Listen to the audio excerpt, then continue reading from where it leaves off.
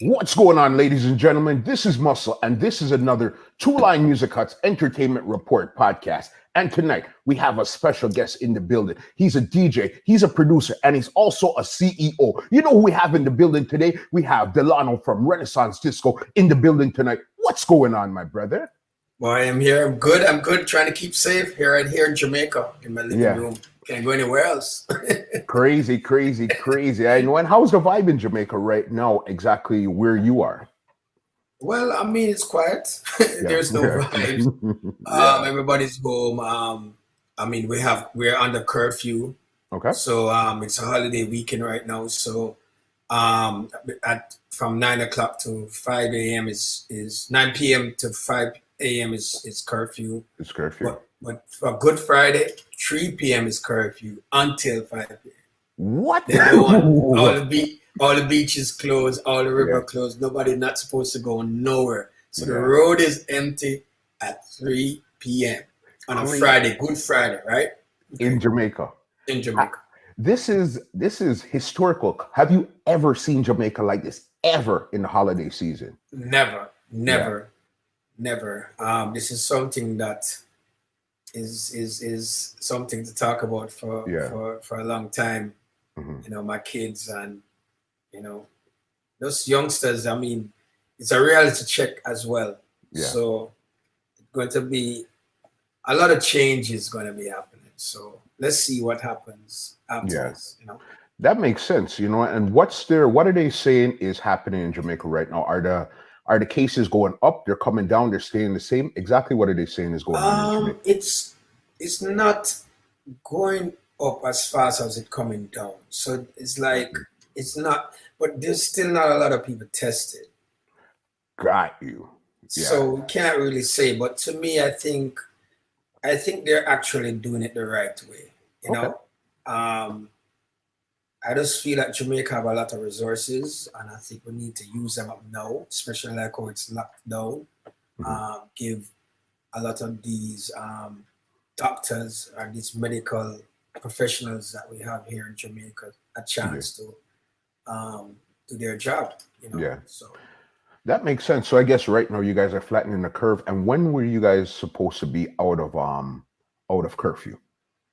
I don't know now. I mean, it was supposed to be off this weekend, but just extended it. So I don't know when it reached to when it's supposed to end. Mm-hmm. That's when they will decide if it will be extended.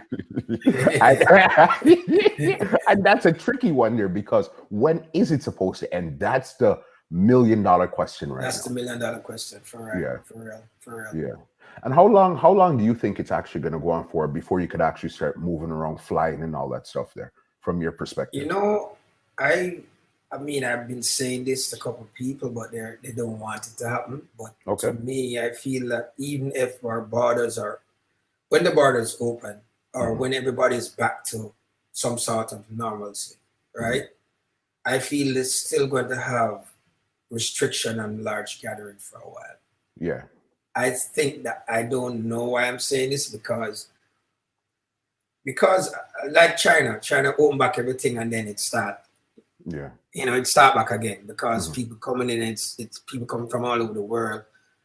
Look at that. Canada just canceled their carnival in August. Listen to me. That is the craziest thing ever. From the day I've known Carabana and Carnival, I've never, ever, ever, ever heard of it getting canceled. There was threats and internal fighting and stuff like that. Yes, but as in canceled? No way. Mm-hmm. This is monumental. This is crazy. So that's the thing, and I look at it as a domino effect. If Miami canceled, because Jamaica Carnival supposed to be in October. Yeah. But if Miami canceled their carnival, which they're thinking of doing. Well, they're thinking about it already. They're thinking about it already, yeah. Because they're October. Yeah, they're October to the first or the second week of October, I think. Mm-hmm. But if they cancel, what Jamaica will do? Yeah. You know what I'm saying? So it's like this is wild. Everything is just up in the air right now. I mean, this carnival was supposed to be huge, even for my team, for me and my team.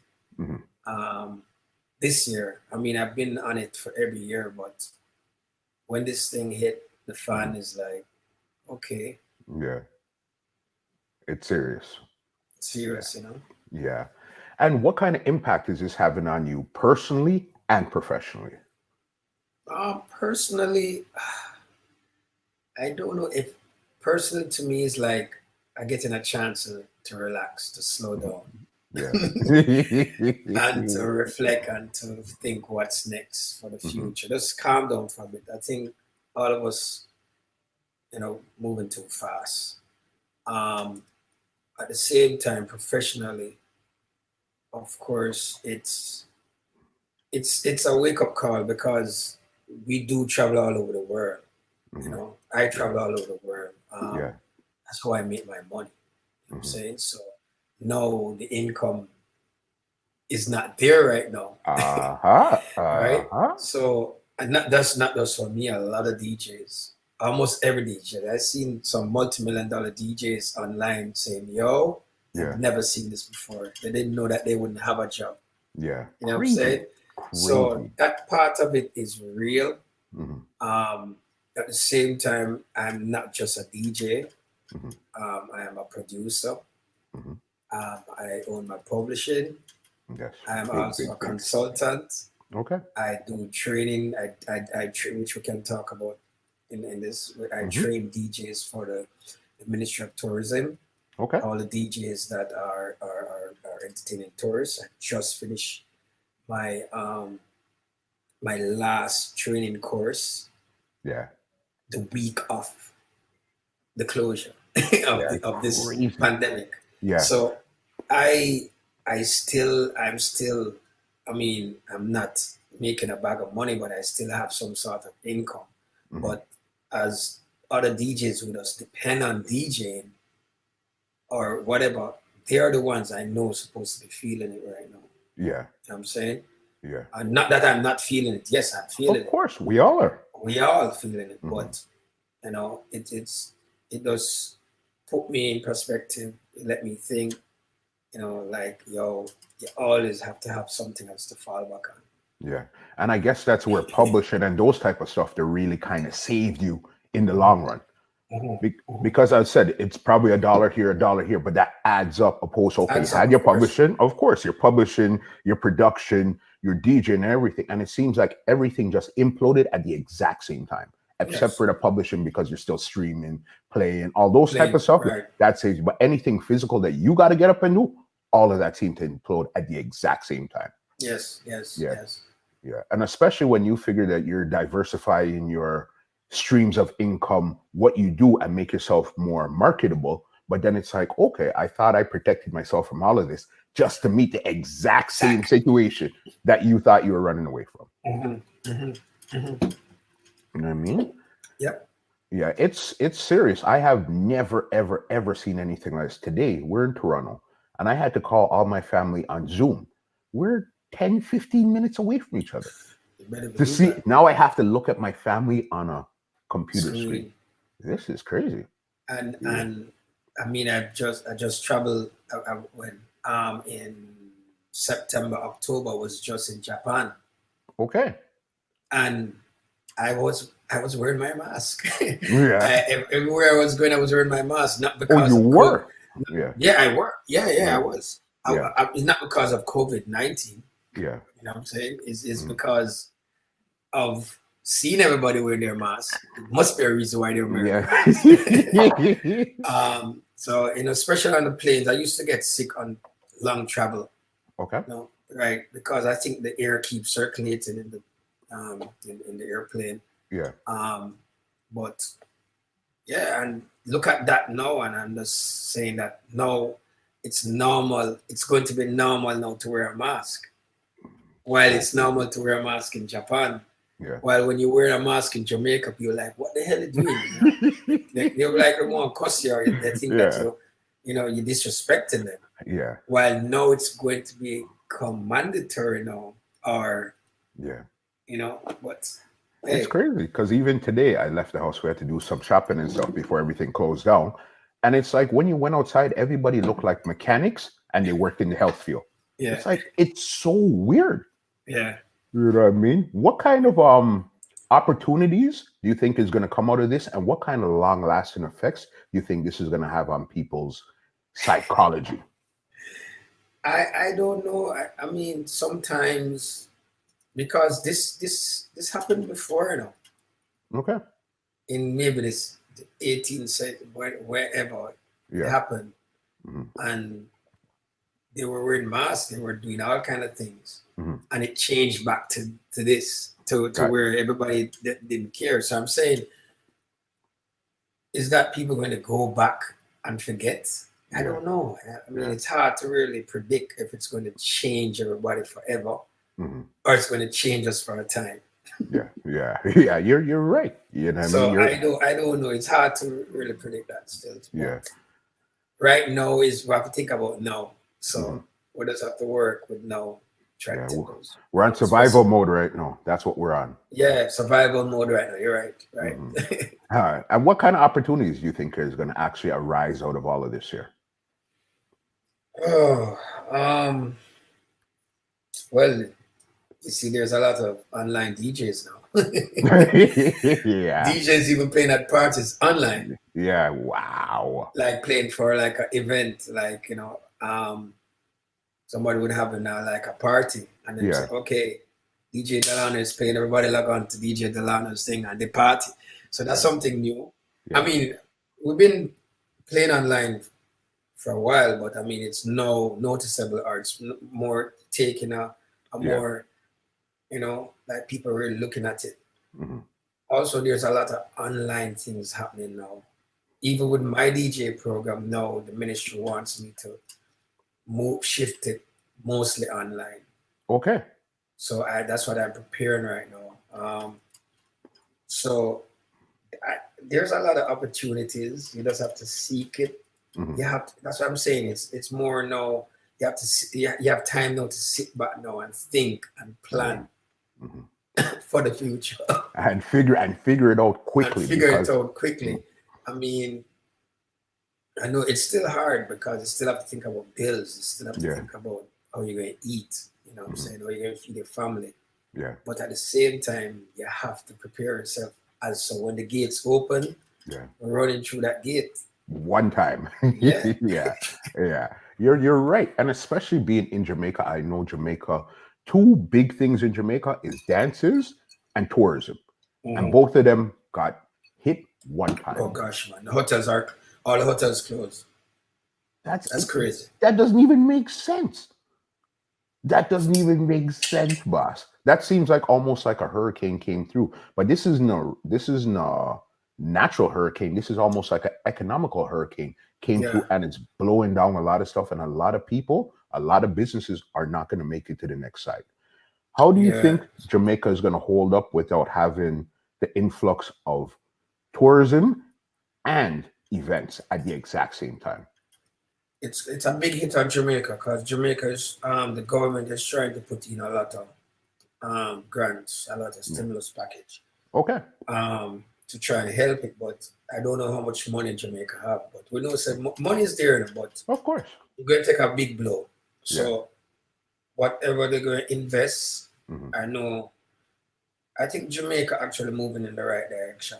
Okay. It's just that certain things is just real. It's just certain things they just can't prevent. People are going to lose their jobs, Yeah. Business is going to be closed. It's just, as I said to you before, you just have to brush off and get up back and try again. I mean, it's a lot of, it's huge because I said to you before, I was in Negril, I was at Beaches Hotel. Yeah. Then I moved to Hedonism. Okay. I moved to Azul. Yeah. And then I did Royalton, Negril. Yes. And all those hotels were, they were full. Because I hardly could get, I had to beg for a room to stay. Yeah. I couldn't even get a room at Royalton. It was full. Yeah. Okay. And then a week after that, everything closed. So. Wow. So I mean, because, that is, gosh, I mean, I don't know. Yeah. Mind-boggling right now. Yeah, no, 100%. All right, so then you know what? That's enough doom and gloom. Let's get into the history of Delano and Renaissance Disco, all right? How long has Renaissance Disco been around, and when did you form it, and who were some of the original founding members of Renaissance? Okay. Maybe I should start from scratch. Okay. Um, well, in terms of me, I born into music. My father used to build sound and own sound system. He Okay. used to have a sound in Plus X Yeah. aggregation, and him did have a electronic company named Thomas Electronics. Thomas. He Okay. used to build amplifiers, so I born into it. Mhm. I used to go to prep school Mhm. and carry the biggest my room system into the classroom, and the principal have to ask me to carry it outside because everybody's in my Yeah. classroom. You know that when you do a Yeah. house party. Yeah. So standing from that, living in Vineyard Town, Yeah. going to Excelsior High School. I used to play on a song named Skull Bracers too. In Okay. school, Yeah. going to high school, the fets, me used to jump up on, because I used to love hookup boxes, I used to love hookup equipment, I used to love to do all of that. It's in your Because I blood. used to do electronics with my father. Got And I you. used to watch him build amplifiers, watch him build TV transmitters. Okay. He was a genius. He Yeah. was the man who you'd go to if you can't fix something, or he would design something for something Got you. to solve your problem. Mhm. So I end up starting X Plus X as a junior sound to his system. Got you. And then I was just playing in the area, playing at office parties, and playing in my Vineyard Town. Then I start doing then I end up joining a sound named Les Jou, Okay. which was an Uptown sound. Mhm. So eventually the owner was going away. That's when I met Mixmaster Marvin. And then I end up running the leisure. I end up running it. I end up carrying it out. I end up hooking it up. I end up fixing the speakers because that was me. I was like a little gadget guy that fix stuff. So when leisure was actually on the down because everybody else was doing their own thing, it's come like I running somebody else's sound. Yeah. My virgin came to me, Devon Sims, he's in Miami now, and said, "Yo, we could have started one song." Mm-hmm. I said, "All right." And we went, because I was gaining popularity in different high schools because of leisure. Mm-hmm. We sent out a message to all the girls' school and said, anybody who came up with the name, the song name, I would play for their Sweet 16 free. Okay. The ball free and everything. Yeah. And the Immaculate Girls came up with the name Renaissance. Wow. All right. And then we started from there. I joined Mixmaster Marvin from Leisure. I joined a guy named Ian. Ronald McLean was with me too, because he used to go Excelsior. Yeah. And then I started joining all kind of different people, Mikey E, who's in Canada. Okay. Then Dr. Dre. Yes. How I met Dr. Dre is that I was playing at an event in Ocherius on Peter Flip's song, Fire on the Waterfront, and I was playing, but I never used to talk. I was playing. Okay. Yeah. And Dr. Dre come and say, "Yo, let me run the mic for you." All right. Yeah. And so I actually meet him. Okay. And I should say, I met him before, but this is the way we're actually, And I said, "Yo, when I reach town, lick me." Yeah. And then, so Dr. Dre became part of Renaissance. And then he brought in Master Lee, Jazzy T. Okay. Right, because Dr. Dre was a Mona crew, Slick Chris, Groomy D.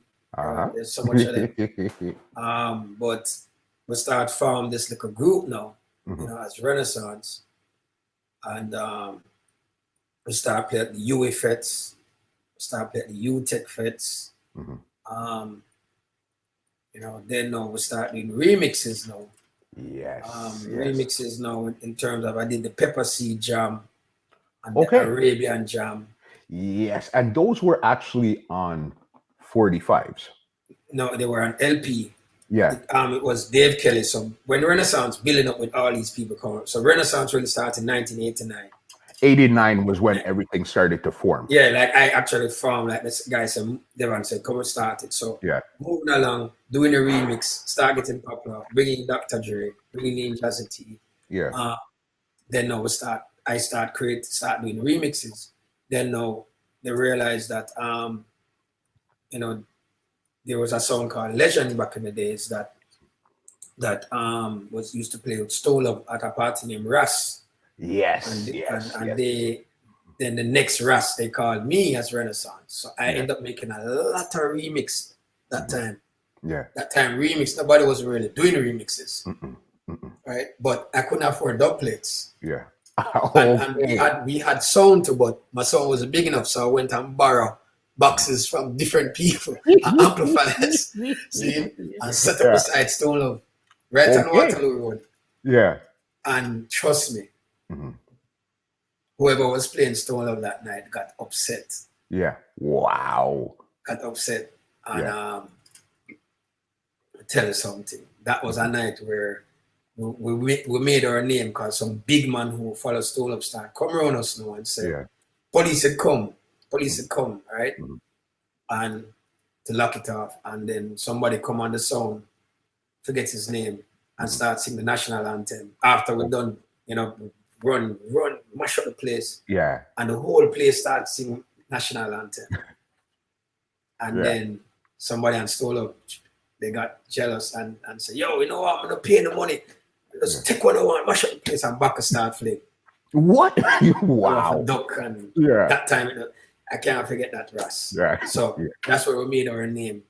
So from that, now everybody wanted to have Renaissance and Stone Love together. Yes. And this was, what year would you say this was? This is like about 92, 93, them time there. Okay. So 90, 94, doing the hip hop, the remixes, the whole of that Pepper Seed Jam, Arabian Jam, but I was more playing remixes for myself. Got you. Start fusion, the hip hop and the dancehall, because I remember walking into like a Stone Love dance or a dance that when Stone Love was playing at, and I could just walk with one little 45 crate, one little LP crate with hip hop, and some dub plates, and I know that no other song would play the hip hop. Got you. Okay, because it wasn't a thing. It was really separated at that time.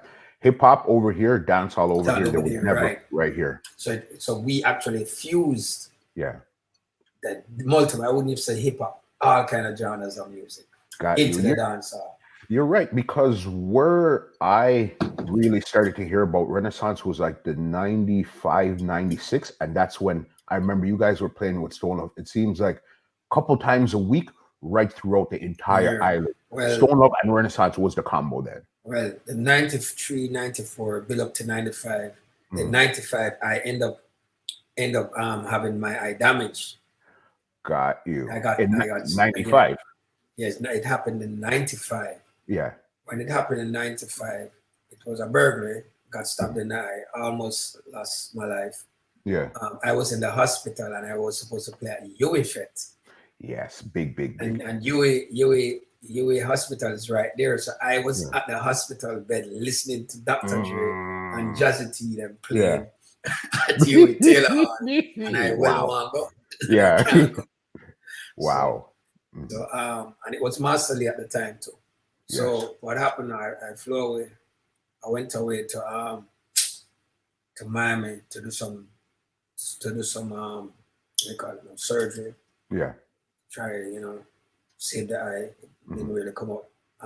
Didn't really happen. So I couldn't travel, so I was there up until this happening right after Easter, like about April. Okay, like around these times here. Yeah, about them time I heard friend. And then I think I did return back to Jamaica maybe in September. Yeah, that's a good almost 6 months there. You know what I mean? September. And then a promoter from some guys used to keep a party named Naked. Yes, I remember that too. Actually said, yo, I could do Delano's Revenge. Let's do a party called Delano's Revenge. Yes. Like, what? Delano's Revenge? What am I revenge? What my revenge? Yeah. So they came up with the idea and the party sell off. And we keep it for a couple years straight. Delano's Revenge. whole heap of artists passed through. That's the first time Mataran and Beenie Man clash is my party. That because Okay. I used to tour Beenie Man as his DJ back in the days. Okay. And so come Beenie and say, yo, I don't want you to come DJ, I want you to come play some music. Yeah. So cut some dub. We help you play the music. Mm-hmm. Mataran, you don't know it go, you're Mataran always argue. Yeah. Clash. You know? Yeah. Okay, so clash there. Wow, So that's big. That Revenge is big still. I think it's on YouTube still. Yeah, I remember those dances. I remember the dances were like Delano's Revenge, Ross, Great Adventure, Fully Loaded, Overloaded, Stainless. There was a bunch of these dances. Just the names alone got you interested into wanting to know what these dances were about at that time there. And this was again the 95, 6, 7, 8, 9, 10. You know what I mean? Yeah. It was, yeah, man. You had Fully Loaded too. Yeah, you said Fully Loaded. Yeah, so that is how Renaissance actually dominate the whole party scene in terms of doing remix, because it's 95. It's 95, but they do the nitro mixing. Now, okay, and we're talking about, if anybody's not familiar with the nitro mix, we're talking about the Bounty on the Fed Up. The Bounty on the Fed Up mixed with, yeah. Yeah, man. How did that come? Yeah, how did that come about? Because that was epic right there. I remember to this day, I still hear that play to this day. Right. Well, I mean, it was a time when we were just, all of us just in the room trying to come up with a whole heap of different ideas. Yeah. Remixing and dub plate and all kind of things. And I was just, as I said, I always say this to people and find it funny. Yeah. I was in the bathroom, he was in the bathroom, and came up with the idea. Go to the bathroom and say, yo, Papa, idea. Yeah. Must work. It must work. Yeah. Do that. Do it. And where did you actually, that's what I was going to ask you. Where did you actually make it? And at that time, what year was it where you made the Nitro Mix? 95. Okay, so then 95. Remember, the equipment in 95 is totally different than what we have right now, you know? Yeah. So how did you actually create that remix back then? Well, I used to do remix on a thing called a 4-track, cassette to 4-track. Yep. Or 4-track to cassette, I should say. Right. So the cassette, cassette is, whoever know what a cassette, you would have to show them what a cassette. Yeah. What a cassette look like. So you have A side and B side. So when you put the cassette in a 4-track, it actually uses both sides and get 4 tracks. So it's like 4 left, 2 left and 2 right. Right across the board. Right. So we used to set up my sound system. Brain used to set up inside of one of the bedrooms in terms of the mixing board and reverb and echo and blah blah blah blah. And we're channeling that into the 4-track. So I use a turntable and a sampler and just lay down my tracks. Yeah. And then balance it and mix it. Yeah. And then Bulby heard it. Bulby is from Fat Eyes, who actually mixed that rhythm, or it was on his label or something like that. He said, yo, you want to release it? And I said, all right, because I was just only playing it for our use, for Renaissance. Okay, so it wasn't commissioned as a 45 at first. This was something you're playing personal. Yeah. The producer heard it, he liked it, and then you guys put it out to the world. Yeah. That's crazy, man. You know what I mean? That's crazy. Yeah. Especially where you said it's coming off of a cassette. So you went from a cassette in your bedroom to a record that went worldwide to this day. Yeah. Like, wow. Yep. Yeah. Never expected. Yeah. We never know, say it would have reached so far. And then what other remix did you put out after that? Because clearly I know that one had to lead you to another remix. Yeah, we did. I did do a Fed Up mix on Bam Bam as well. Oh, people fed up, fed up. And then I was in New York one day. I was on tour, and we did have some we did have an actual downtime. Okay. And Christy Barber and Maxine, 2 ladies from Island Records. Okay. Hit me up and said, yo, if I can remix Dancehall Queen for the movie. Wow. Wow. And I said, well, I'm in New York, and I mean, when I'm going to Jamaica next week, and I can do it when I go back home. And I'm saying, "No, we can give you a studio up here to do it." Okay. All right. What the equipment? Them say, all right, they will give me whatever I need. All right, cool. So I went into, they gave me the studio, Yeah. Hit Factory, multi-million-dollar studio. Hit Factory is where you actually recorded the Dancehall Queen remix? Yeah, remix, yes. Wow. Yeah. And they gave me an MPC 60. Mm-hmm. I think that was, MPC 60 drum machine. Yeah. And I don't know if you use it. I sit down there, I'm saying, what is one? Mm-hmm. But them call all kind of people try and help me. Yeah. No one was available. So I just said, all right, give me a turntable. What? Yeah, and a mixer. And I just mix it live into their multi-track and sit down with the white boy and balance it and hide the faults and with the different mutes and stuff like that. And and the rest is history. The rest is history. Crazy. And that's the remix is in the movie or it came out on the soundtrack? It's in the movie as well as on the album. Okay. Yeah. Yeah, no, that's crazy right there to know that you're doing those type of stuff. And what year was that came out? Oh gosh, what's that? 96, 97? Yeah. Yeah, about that time. Yeah, 96, 97 time. Yeah, because Dancehall Queen's been around for well over 20 years right now. Yeah.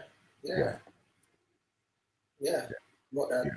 Yeah, no, that's crazy there. All right, let's get into some great moments. Give me 3 of your biggest moments of Renaissance's history, where you could say, you know what, I remember these 3 specific moments. Japan. Okay. I went to Japan about maybe 96. Mm-hmm. I think it was 96 or 97. And trust me, that was actually a crazy experience because the crowd knew all of my remixes and dubs. Okay. Yeah. And singing to it.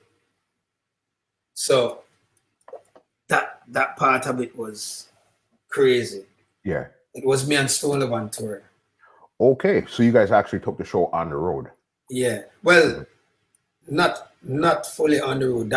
Japan was just me and Stone Love. Mm-hmm. And that was crazy. And the first time I went to Bermuda. Yes. It was with Stone Love too. Yeah, okay. And Weepo was there, and I was getting ready, and Weepo said, hey, come in my room and say, hey, on the phone. We're going on the road. Yeah. Get ready.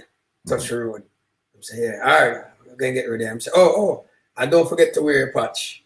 Yeah. I don't forget that. Yeah. And when I put on a patch and say, listen to me, man, tell you something, man. Mm-hmm. This is not no play thing, you know. People, they want to save it, so wear your patch. Yeah. So the night of the dance now, the people came out in eye patch. Yeah. What? Bermuda and that have to be the same 96, 97 year. Yeah. And that was, I can't forget. Yeah. That's one thing where. Mm-hmm. Really? No. That's big really, right there. Mm-hmm. Really. There's so much moments that I remember doing Carnival on the road for the first time in Jamaica before 95. I think it's about the 92. And then I start mixing dancehall with soca, which wasn't allowed in our Carnival. Yeah. And I was mixing. I remember those days when I was either using CD, cassette, or turntable. So I was doing different mixes. The CD players I used to jump still, so we used to use cassettes. So the sound system had a cassette? I had to make sure I had to have cassette. I'm mixing from cassette to cassette. What? Yeah. And then sometime when the stop now, we'll play the turntable and then we'll move back to the cassette. And we'll just juggling it. Or I would use some other machine I used to have that a Roland machine what I would have the premixes on. Yeah. So the whole, you know, all the other sound used to be amazed at what I was doing. Yeah. And then we were passing a soca camp that called Sogi that they were promoting dancehall. So apparently crew did not like it. So when it stopped there now, I end up playing dancehall and the soca. Yeah. Okay. So they're going crazy over there on the road. Yeah. And one of the guys resting, he's no longer around. Fuzzy, rest in peace, come on and said, lock off that. No. Yeah. Lock it off. Yeah. No. This is not a dancehall, this is soca. Yeah. But I always, in my coming up with Renaissance, I'm always the one, Renaissance, always the one to try and break that barrier. Yeah. In terms of Uptown, when I used to play Uptown, you used to have to be careful how you play dancehall. Yeah. Or what type of dancehall, or how much dancehall. Yeah. And I knew I found a way to mix them up that them they will realize I'm hearing dancehall. Yeah. So that's the way I used to play. I used to blend it in a certain way, you know, and choose. And to know right now dancehall is playing Uptown like crazy. A lot of these DJs don't really realize. A lot of these DJs don't realize. So when you used to play at some places Uptown or some people's house, they might put in at the washroom. Yeah. And I ever tell them, so listen, I need to see the crowd. Yeah. Yeah, but your equipment and it's too much, and you know what? Still, man, we go through. Well, I wouldn't say we. Me go through. Yeah. A whole heap, because this is before Renaissance bus. There are certain parties, there are certain events that I know I change the dynamic of it. Yeah. In terms of remixing the dancehall with the music that them love, till them love dancehall. Till when eventually some of these kids gone to school overseas, and then when them return, them rats and smoke weed. What's going on here? What's going on? And then I realized that when them go over there, them booking up people who love Jamaica so much, when them sharing a room with somebody and them open the door and them say a big Bob Marley picture that them never put up. Them end up realize, yo, in Jamaica, I love now, you know. Yeah. Instead of, because I guess when you're in the island, it's hard to know, understand what's going on outside of the island, especially if you're in certain parts also too. And where was the thing here? Because I see Renaissance as a sound that blended the Uptown and the downtown all in one till there was almost no real difference. You could party anywhere. You want to party Uptown Mondays or you want to party downtown. It all became one. And I definitely think Renaissance was one of the sounds that blurred that line. When do you guys get your break into like the downtown scene with now? Okay, I know you guys are playing with Stone of Uptown. So then when did you guys take this downtown, and how long did it actually take you guys to be accepted in that scene there? It's because of Stone Love. Yeah. Because of Stone. Before we start playing alongside Stone Love, I used to go to Stone Love House Sunday. I used to go to Frontline Nuclear Express. Yeah. I used to go to there's so much dances I used to go inner city. Yes. But I was known as the kid that loved scratch and loved hip hop. Yeah. So once we walk into the dance, they said, "Look who walking, Delano, come in, come give me a scratch." Yeah. Okay. Yeah. So that's how my name started building the dance hall. Yeah. Because every sound man was calling me to scratch like my crab loaves. Yeah. That's what they used to tease me. Yeah. Like my crab loaves. So I used to scratch. So that is one of the main avenues that brought me downtown into the dance hall and got accepted like in Tivoli Gardens and crazy Waterhouse, and because sometimes they will call and say, "Yo, Renaissance patch, I'm bring you to the eye patch." Something, or you know, and then you know when Jazzy them started popular too and stuff like that, Jazzy them created that bond with the dancehall crew too. You know, a lot of people, you know, Jazzy would and them is brethren. Dr. Dre and them is brethren, you know. Mm-hmm. Yeah, Pepsi too was around with us as well.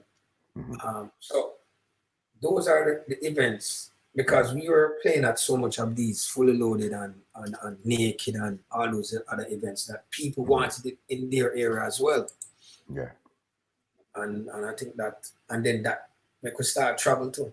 Yeah. Travel Okay. to all, travel to all. Them say, yo, we want Renaissance, I want Renaissance and Stone of our, you know. So we start playing at dances, not just parties. We played at Howard Homecoming for like a couple years straight. Okay. Stone Love down the road, and we are playing for our kind of, so it's like two different type of crowd. Yeah.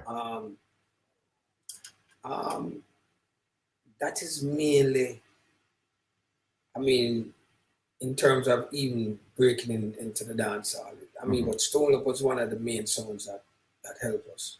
For sure. I remember that right now, if I could actually take you into a room I have back here, I have tons and tons and tons of cassettes. And when you look, I'm talking, I probably, like, realistically, no exaggeration, about 60 Stone Love and Renaissance dances. About 60 of them is what I can. I need some of them, because I don't have them. None. You don't have none? No, I have a lot of them. A lot. You know what I mean? A lot. Who were some of the DJs you actually looked up to actually get that scratching style to bring it to Jamaica, to put it in dance hall reggae style? Who are you looking up to? Well, I them times I couldn't travel, so yeah, it was just all watching TV and cassettes. Jazzy Jeff, Grandmaster Flash, Kid Capri, Funk Master Flex.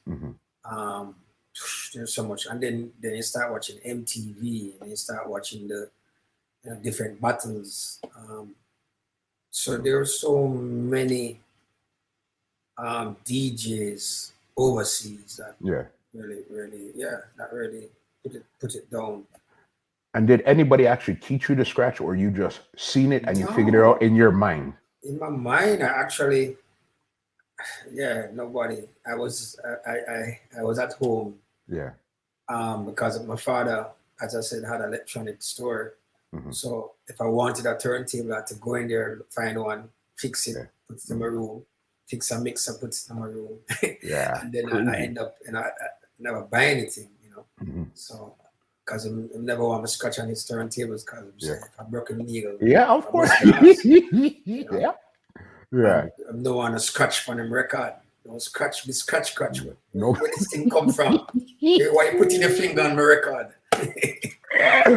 You're damaging the record. You're damaging the record. They didn't make it. No. Make it for that. What are you doing? I remember those days, you know. You just put the needle on the record and just blend to it. It's not sinking, you know. It just blend it. So when I start mixing, I'm like, what the hell are you doing? Because I'm doing this mixing thing for a long time. Yeah. When his son was going out to play, and then mixing, I like, guy, that time I look maybe about 9 or 10. Yeah. And what are you guys doing? But through me a little boy, you know, them all look at me and say, yo, sit down and watch big man play music. Say, all right, boss. Yeah. I don't want them now mix. So when the one day they hear me mix, like, yo, you're a genius, why you do that? You're no longer just. At that time, I little boy, I go prep school. Yeah. I'm gonna say, I'm sorry, watch this, man. And I'm mixing without pitch. Yeah. Without pitch those times there, eh? Yeah. Yeah. Because I'm whole and I know which record to go for, but the pitch is close. Yeah. And then if you want to touch it, just touch the record, or you hold it, hold the record, or hold the platform, because belt drive them time to say, The touch, you have to understand, it takes a certain type of touch. Okay, a little bit here or a little bit more over here. It wasn't like the 1200s where it's go. You know what I mean? You do what you want with it. Wow. Some of your production, because you also produce music also, right? Yeah, man, I produce. Yeah, what were some of your earlier productions, and what are some of the productions you're actually working on nowadays? Okay, so my first production, it's Rebirth Rhythm. Yes. Yeah, the Rebirth Rhythm. Bad Mind with Assassin on it. And Sizzler. Great. Then Thunderclap came out. That was your rhythm boss? Yeah, with Kartel. Yes, and the Elephant Man and all of those stuff there. Kartel Tech. Yes. Yes. All right. That was my rhythm because that was one of the cards. Rebirth had Kartel on it too. Okay. Yes. That was when Kartel was boss. Boss. Yeah. And then Tech Body Girl. Mm-hmm. Put him on the next level. Yes. Right. And that was your production? That's my production. Guy, get out of here, Dilly. Right. And then I did Steps Rhythm. Yes. With We Be Burning Champa. That's my biggest track up to date. Okay. In terms of Billboard, mm-hmm. Amount of streaming. Mm-hmm. And then you have the Capeton, Arwa. Mm-hmm. And that actual song didn't voice on that rhythm. It wasn't voiced on that originally. No. Yeah. He voiced 2 tunes for me on Thunderclap. Mm-hmm. The tune was on Thunderclap and the Arwa. Yeah. And I was trying to get Capeton to voice. I don't even know if you remember this. I was trying to get him to voice on Steps Rhythm. Mm-hmm. And was giving me a run around. Go out of the house and sit down and chill and chat and smoke weed and sit down and chat and days and I get tired of it and say, yo, can't do this no more. Or release the rhythm without Capeton. Yeah. And then my engineer Factor, which is my partner as well in terms of building the rhythms and mixing them. He said, yo, well, Capeton will never use it. I said, really? I hear it, I would say, yo, we can key it up. I say, yeah. All right. I mixed it.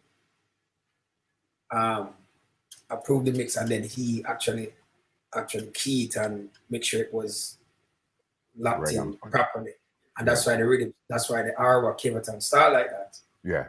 Burn them, burn them, burn them, burn them, burn. Yes. They know. Yeah. Because remember, that what they got is turn up, turn up, turn up, turn up, turn up, turn up. Right? Right. So, and then it became the biggest song and one of the biggest songs on the rhythm. Crazy. When Smirnoff said they wanted to sponsor the rhythm. So they did the video. They called Capeton and said, yo, we're gonna do a video. When Capeton started the video, they didn't even know the song. He started singing because basically we remix the song. We chop it up. Yeah. And fit it on the rhythm. So that was something funny. All of us are there laughing because we say, yo, Capeton don't even know one song. Yeah, that's so great. And again, for a rhythm that's so big, 99.9% of the people have no clue what you have to go through behind the scenes to produce something this massive at this big. Massive, right? Yeah. Right. And then after that, Icebreaker. Yes. With Busy, that was the first hit for Busy, not going that down. Was okay. So you didn't do Step Out. You did Not Going Down. Not going down. Jazzy did Step Out. Okay. Yeah. Yeah. Yeah, Jazzy. That's his production. Yeah. Still Renaissance, but that's his production. Yeah. I did not know that. Yeah. And him have a Kartel on it too. Yeah. Yes. And so Icebreaker Not Going Down with Elephant on it and Champa, a couple other people. Yeah. And I did a one drop with him, Gentleman. It was #1 in Germany. Okay. Right.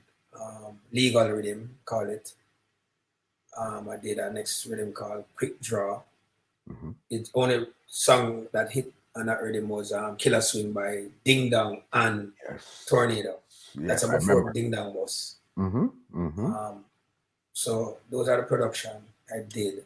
I did a production like 2 years ago or 3 years ago with my son. My team with Serrani. Yes, I know that song there. Right, we did that. That's with me and my son. So now we're just working on a couple. Like now, I'm setting up the studio. This is my studio in my living room. Okay. I'm trying to set that up right now. Doing a couple lives. I'm going to do a couple live on IG. Okay. Actually, this weekend I'm doing 2 live, one for charity. Yeah. And one for the tourist board. Okay. So it's good to know I can still sort of keep busy Of in a course. creative way during this time. For sure. Okay. Two questions I want to ask you before I get you to this round called the rapid facts is thing there. What was it that you had seen in Kartel so early to actually say, you know what? Let me start working with him from back then because those are some legendary Vybz Kartel music right there.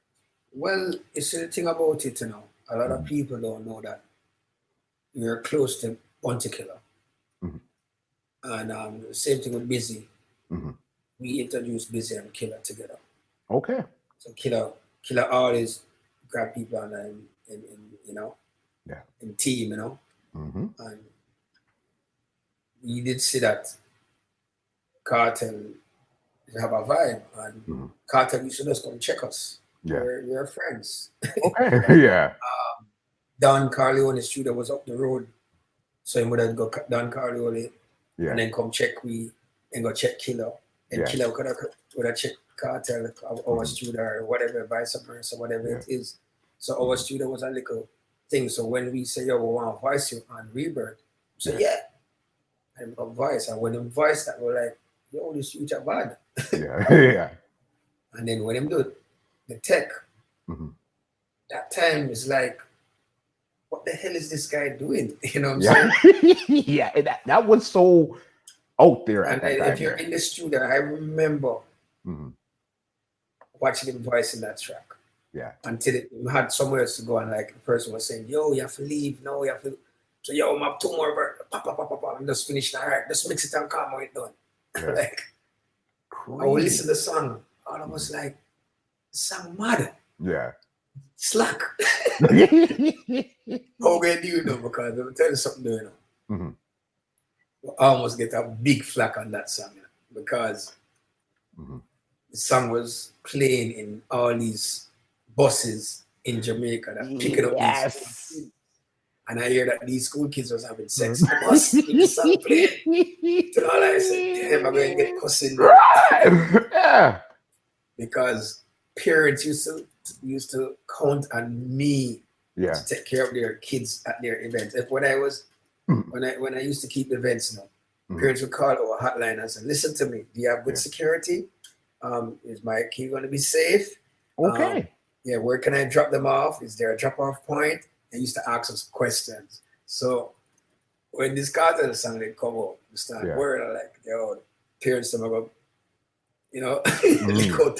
crazy. I did not know. I had no clue that's what was going on out there. Yeah, man. But it ended up, that was one of the songs. Right? That song, because we end up editing it. So that song on Ramping Shop is what helped the radio to stop playing edit songs. Yeah. At one point, Jamaica, they stopped playing edit songs. That I do remember. Right. So it was my song was in it as well on the list. Because all the way edited still slack. Yeah. You know what I'm saying? So they used to cuss about that. Yeah. So I did some damage. Yes, I apologize to them. Never knew. That's an exclusive. Never knew exclusive, that. And I appreciate the everybody else who love it. So, I mean, that's crazy. A couple of good productions in our past. I'm really proud of it. 2020 right now. What's next for Renaissance? Where do you really want to really take that sound and brand this Renaissance disco? Well, you see, that's the thing about what's going on now. I don't want it. I don't want Renaissance to be like every other song. Okay. Or that song play that way. Why Renaissance not play this way? You know what I'm saying? So it's just that we just have to just keep our original style of playing. Of course, I mean, as I said to you before, we started the remixing craze. We started the fast mixing as well. Okay. When I used to do fast, when I used to mix fast, people used to cuss me. That's how you can do it. It was too early for them. Yes. They used to say, yo, you don't make the music play long enough. And and I used to get cussing. You're mashing up the business. The MC guy would used to complain, can't even get the talk because we're ready for mix already. Yeah. So what is happening now is not much different than what I used to do. Only thing that's different now is technology, right? Yes. And it's easier for everybody else to do it. That's the only thing. So it's just to keep original, and and have that space in the market where we can get a Renaissance juggling, or a Renaissance party, or a Renaissance style. That's true. That's very true. Because although events canceling, I mean, when they started in March, first week of March, yeah, my dates in May started getting canceled and moved to October. Yeah. So I don't know what's happening, but eventually when we start doing events, I know that people waiting for some entertainment. Yeah, 1000% sure. Want to get your thoughts on the quarantine clash last weekend with your partner in crime, Mr. Jazzy T. What were your thoughts? What were your thoughts on that there? Oh boy, it was a good clash. Yes. I mean, Jazzy get to play some tune we don't really get to play on a regular basis. I think Jazzy did pretty well. For sure. The thing about it is that what I realize is a lot of our fans, our supporters, didn't even know about the clash. It was crazy. Or they weren't watching the clash. Yeah. So when I send a blast out to ask everybody to vote, they said, vote for what? Like, what are you talking about? I mean, Jazzy was leading the first part of the clash in terms of the votes. Yeah. Must be, I think, won by 1%. Okay. I think 1%. Jazzy was leading by 30%. Yeah. He was leading up to the last part and then Bobby. But New York people support them New York sound. Yeah.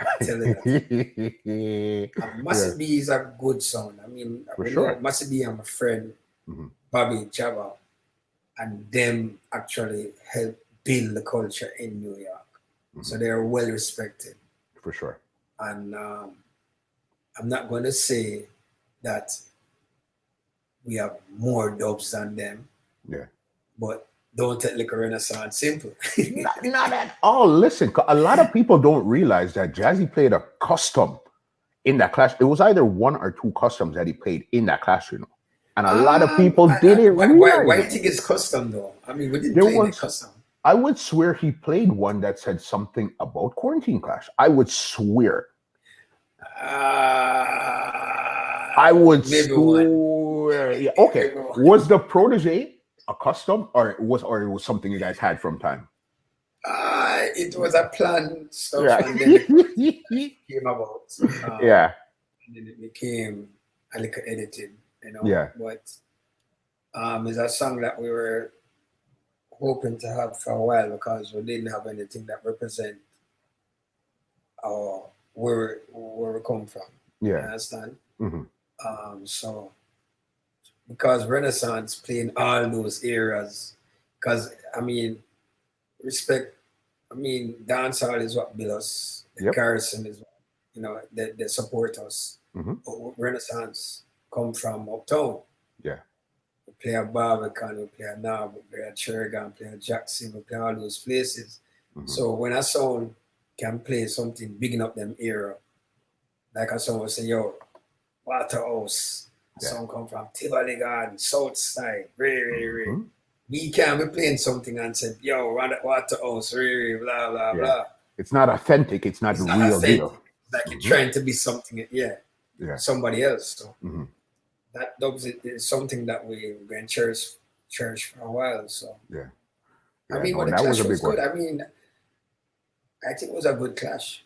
For sure, I agree 1000%. And only thing I cost Jazzy about, I say, yo, you sit down and play music, dog. Can you sit down and play music? He say, yo, you name daughter room. I said, I don't hear you jump up and hit that and they see like people want your energy. Yeah, I was telling him that, yo, but everything. I said, Jazzy, you know, it's a clash. You saw Bobby playing and he does a move and. That's all his son in the background was giving him some guns. Son in the background, come on, man. Yeah. That's what I was saying to him, but he wasn't listening. But I mean, it's still a lot of exposure. Even 1000%. 1000% agree. Yeah, and not just in the dancehall, because that was done on a major laser platform. So a lot of people reaching out to him right now because of that clash. So it was well worth it. Yeah, because a song like Renaissance definitely could fit into that major lasery type of crowd and please them and give them the energy that they're looking for. You know what I mean? That's what we want right now. Because it's not that we're going to change to fit there. We're already we've been doing it. Yeah, for sure. 1,000%. We've been doing it. We actually build that style of play. Yeah. From before. You know, so yeah. For sure. Agreed. Okay. This round here is called a rapid facts. I ask you some quick questions. You give me back some quick answers. All right. Oh gosh. Yeah. You can trust me. All right. Okay. Let's start it off. When it comes to chicken wings, do you prefer drums or flats? Drums. All right. Good one. What's your favorite color? Red. Red. Okay. All right. If you could sit down and have dinner with 3 people, dead or alive, who would they be? Bob Marley. Teddy Riley. Okay. Who else?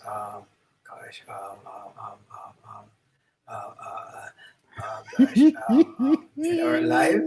Dead or alive. Damn. Biggest Smart. Good one. Good. You see, and that's an eclectic mix of everything all in one. Good one. All right. What's your favorite food? To be honest with you, fried chicken. With some plain rice? With the white rice. You know that, boss. Okay, next one here. What's your biggest fear? Biggest fear? God. Yeah. Good one. I like that. Okay, are you a cooker or a cleaner? Both. If you had to choose one, like, oh man, one. Cook. All right, fair enough. Next one here. What's the last book you read or listened to? Okay. Tell you what the last book I read. What name again? Dance floor. Party on the dance floor. I'm reading this DJ book. Okay. Yeah. I've heard of that book. I can't remember who put it up, but I did hear. Yes, I heard of that one there. Okay. What's your hobby? Well, watch TV. Is that a hobby? It could be. All right. And then this brings me into my next question. What's your favorite TV show of all times? I'm locked into Law and Order. Yeah. SVU. Yeah. Big show. I'm locked into, even though I watch all the same series. Yeah. What I want.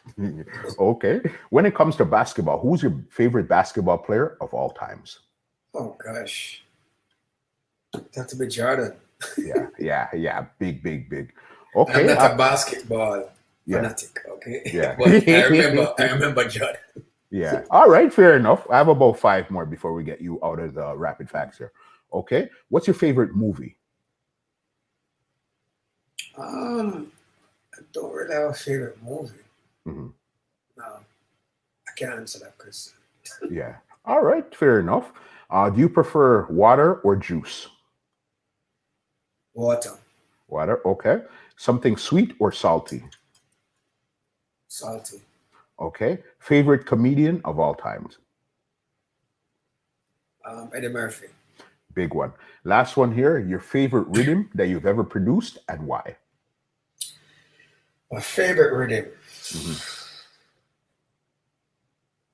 I'm going to say Thunderclap. Okay. And why?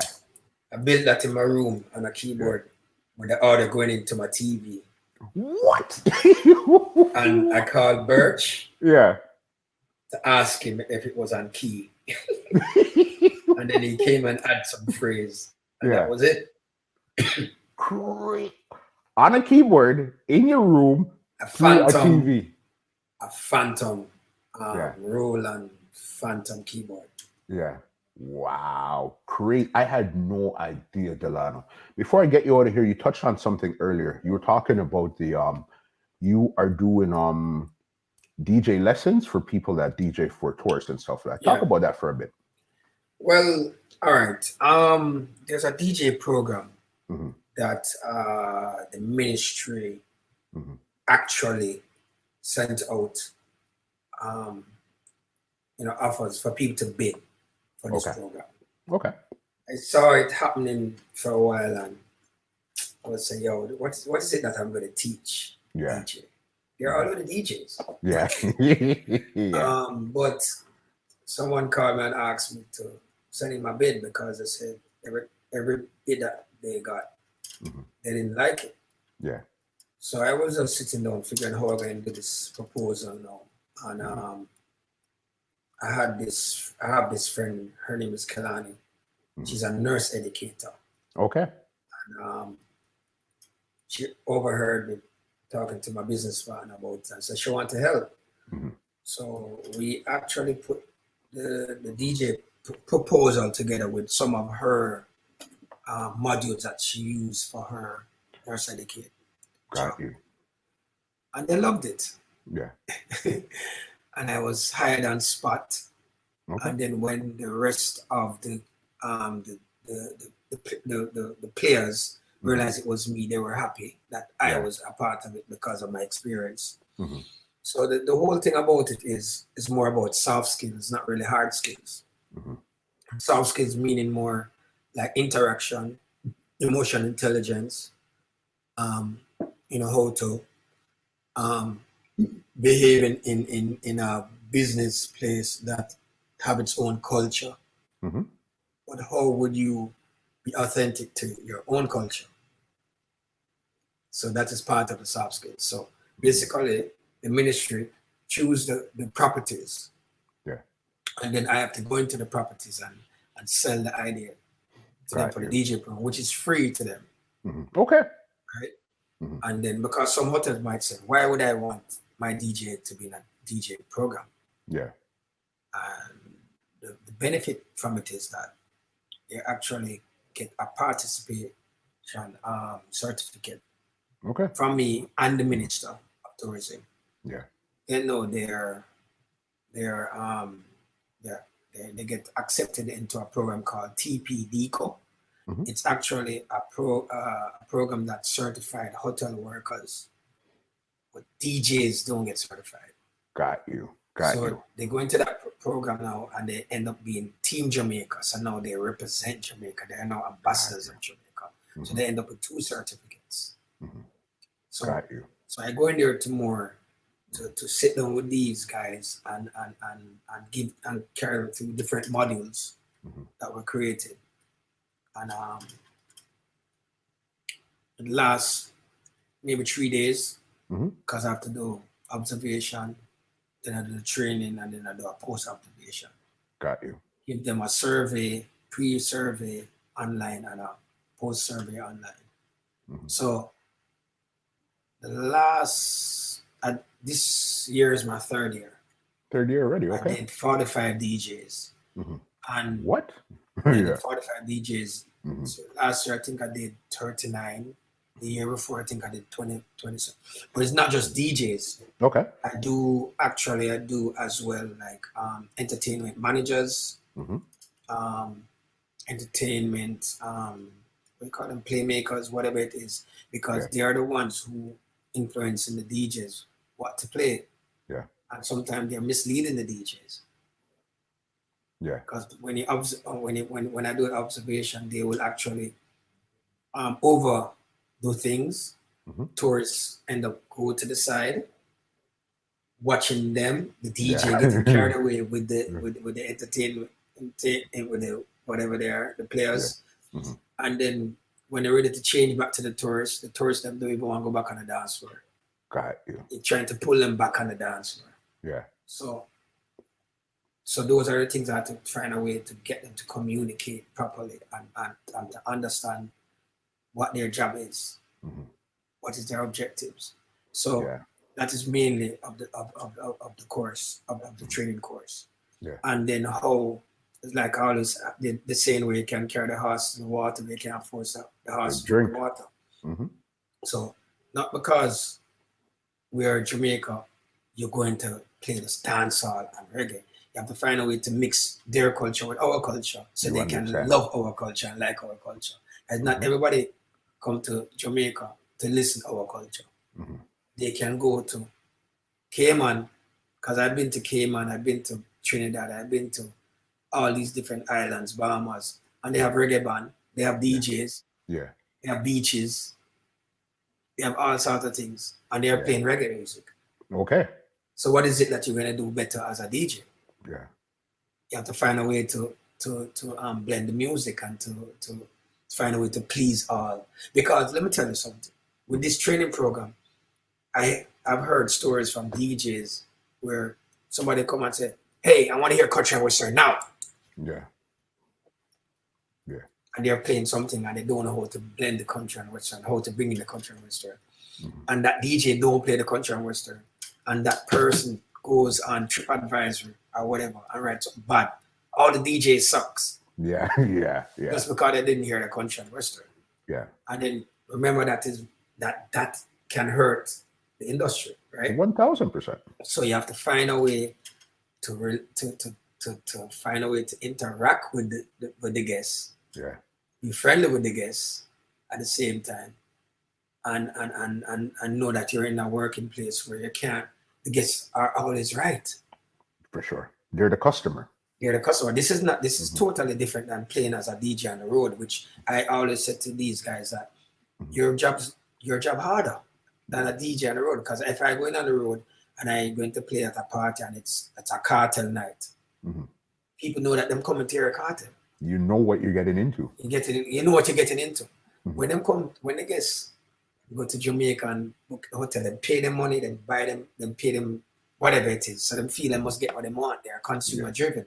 Yeah. You understand? So that's the problem now. So when a regular DJ go in there now and say, yo, I play the biggest tune them and them now move. Because sometimes I had to demonstrate, I've been to a hotel where the DJ is playing and nobody's moving. And I go in there for an hour and move the crowd. It's just that I play a multiple. I walked around, look at the crowd, talk to a couple of people, and I said, that's what you have to do.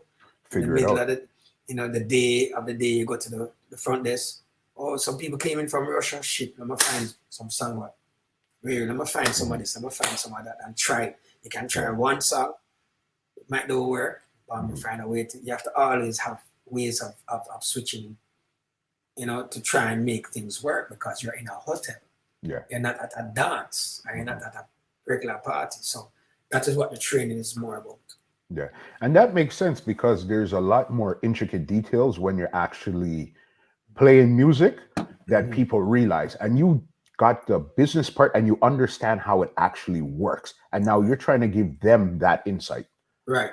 You understand? Right. No, that's big right there. Delano. But you see, because of this COVID thing now, they want to move everything online now and open it for every DJ. So now I am redoing the I'm redoing the program to find a way.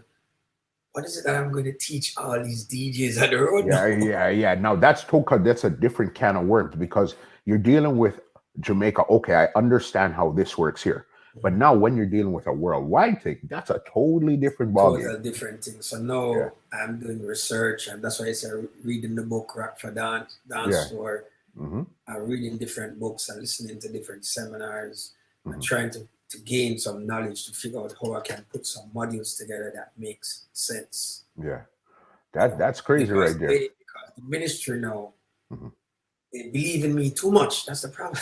They think that, Delano, you got it, man. And I said my proposal, and I said, okay, all right, we like this. But can we get this and can we get that? I said, give me a couple more days. And go back to it again because they're not out there searching for anybody else anymore because the way how I have approached the program in terms of reports and data and how I send in my, reports, I should say. Nobody else never did that way. Yeah. Because I really getting the help from a different, not from a DJ, I'm getting it from a nurse educator. So you understand how education is structured. So you take out some of that, add in your thing, and it's the same basic model, but it's just now geared towards music and DJs. Right, geared towards music and DJ. But what I'm using a general program. So it's not a DJ program. Yeah. they are calling it a DJ program, but Mhm. DJs on a whole have to think on a wide basis. You can't think like a DJ. Yeah. If you think like a DJ alone, then you're going to stay as a DJ. DJ. Mm-hmm. You understand what I'm saying? So 1000%. we have to every time I go into a property, Mm-hmm. the DJs always thank me. Them always say, yo, I didn't even know I was doing this. You just made me realize I was doing this. Mm-hmm. But now I realize I'm doing this. Yeah. You know It's what I'm the technical. You brought the technical part of what's Yeah. going instead of just mixing to music, looking Mixing at to BPM. music. So I like, it's like I just, as you say, open a can of worms. I open Mhm. bust, my head bust now. It's like, I'm start thinking different now. Yeah. And the reason why the ministry continue, because they are getting feedback from the managers and the directors from the hotel saying, hey, my DJ is doing well. Yeah. He's improved, so clearly it works. And it's not that I go in there and say, hey, you need to mix that way, you need to do it. No, it's just sharing the knowledge with them. And, you know, other companies stealing the DJs from the hotels and carrying them on ships. Okay. Yeah. Yeah. Yeah. And they have a certificate. Mm-hmm. So they're certified. Not certified, Mm-hmm. but a participation certificate. Got you. You got you. Delano is certified, good. But that's a total kick different. Delano, it's so crazy. Listen, your knowledge, you're in depth, and again, the behind the scenes stuff was so amazing. Listen, before I get you out here, leave some contacts where they can check out what you're doing and keep up with you. You know what I mean? Because you're a busy man.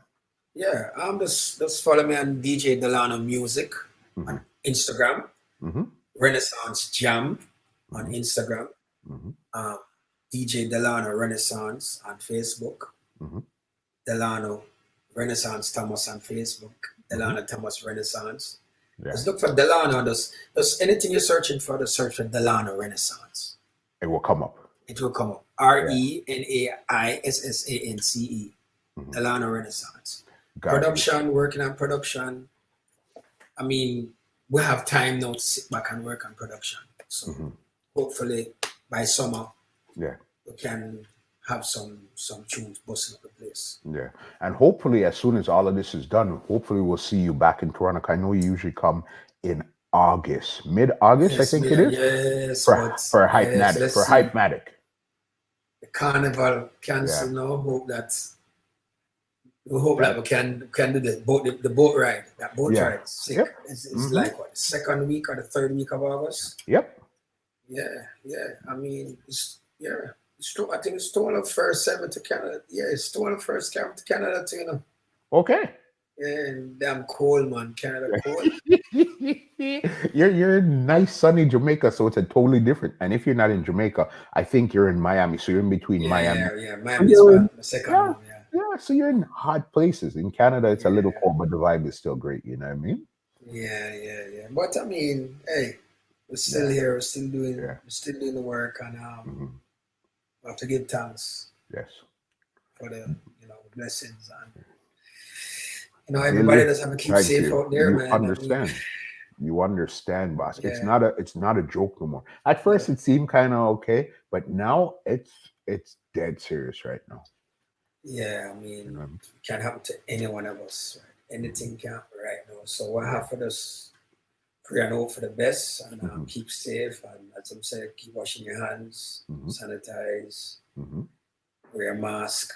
Even when all of this is done, still wash your hands. Of course, because we know what we went through just now. It's not a joke out here, boss. It's not a joke. It's not a joke. It's serious. I never know somebody hand that consumes so much more than meat, right? You know. More than my mouth. You know. Right now, my hand drunk. Off of the hand sanitizer, the alcohol that it's consuming, it's so crazy. As I said, crazy, man. But can't wait to see you all here, because definitely I can't wait for this to get over so we can get back to regular life. Yeah, well, that's why I don't mind the lockdown. I want the lockdown, figure out what is happening, because I think they're still confused of what is happening too. So yeah, for sure. We just have to just slow down everything and fix it Yeah, So we can reset just get back and to go work. again. Yes, Yeah. you understand. Dilly, it's been amazing. Can't wait to contact with you again. So, as I said, ladies and gentlemen, this is Muscle, and this has been another Two Line Music Hut's Entertainment Report podcast, and we are out. This podcast is brought to you by www.twolinesmusichut.com.